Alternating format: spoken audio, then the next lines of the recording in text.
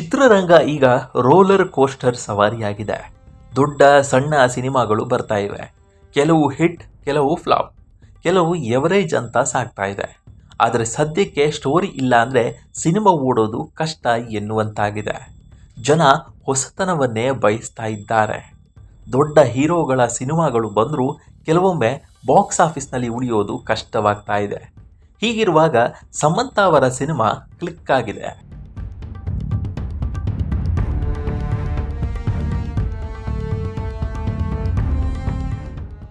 ಹೌದು, ಸಮಂತಾ ಅವರು the family man web series ಮಾಡಿದ ನಂತರ ಅವರ ಕುರಿತಾದ ಕ್ರೇಜ್ ಹೆಚ್ಚಾಯಿತು.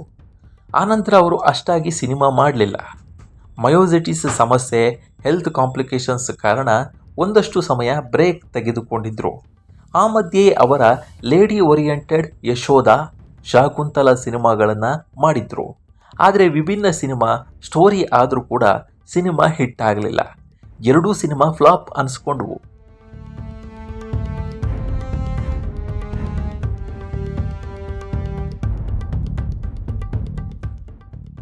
ಇನ್ನು ವಿಜಯ್ ದೇವರಕೊಂಡ ಅವರ ಜೊತೆ ಖುಷಿ ಅನ್ನುವ ರೊಮ್ಯಾಂಟಿಕ್ ಫ್ಯಾಮಿಲಿ ಎಂಟರ್ಟೈನಿಂಗ್ ಸಿನಿಮಾ ಮಾಡಿದರು.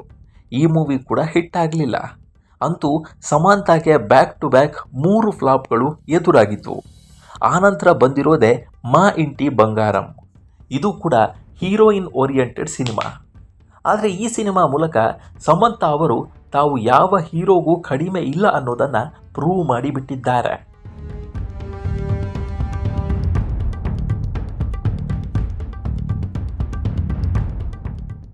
ಸಿನಿಮಾ ರಿಲೀಸ್ ಆಗಿ 11 ದಿನಗಳಾಗಿವೆ ಅಷ್ಟೇ. ಈಗಾಗಲೇ ಮೂವಿ 73 ಕೋಟಿಗೂ ಹೆಚ್ಚು ಕಲೆಕ್ಷನ್ ಮಾಡಿದ್ದು. ಟ್ರಲಾಲಾ ಮೂವಿಂಗ್ ಪಿಕ್ಚರ್ಸ್ ಈ ಸಂಬಂಧ ಪೋಸ್ಟ್ ಕೂಡ ಶೇರ್ ಮಾಡಿದೆ.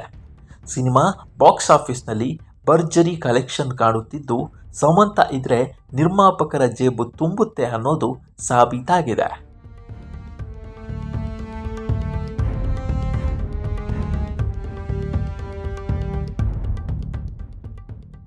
ಮಾ ಇಂಟಿ ಬಂಗಾರಂ ಪ್ರಸ್ತುತ 11ನೇ ದಿನದಂದು ಅಂದರೆ ಇವತ್ತು ಭಾರತದಲ್ಲಿ 20 ಲಕ್ಷ ಗಳಿಕೆಯನ್ನು ದಾಖಲಿಸಿದೆ.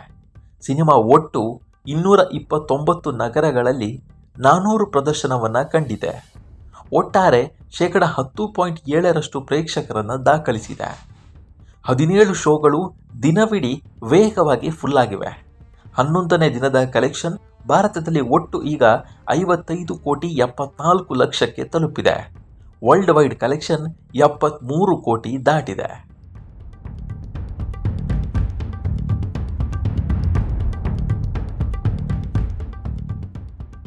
ಇನ್ನು ಮೊದಲ ಮಗುವಿನ ನಿರೀಕ್ಷೆಯಲ್ಲಿರುವ ನಟಿ ಸಮಂತಾ ಸ್ವಲ್ಪ ಸಮಯದ ತನಕ ಸಿನಿಮಾದಿಂದ ಬ್ರೇಕ್ ತೆಗೆದುಕೊಳ್ಳಲಿದ್ದಾರೆ.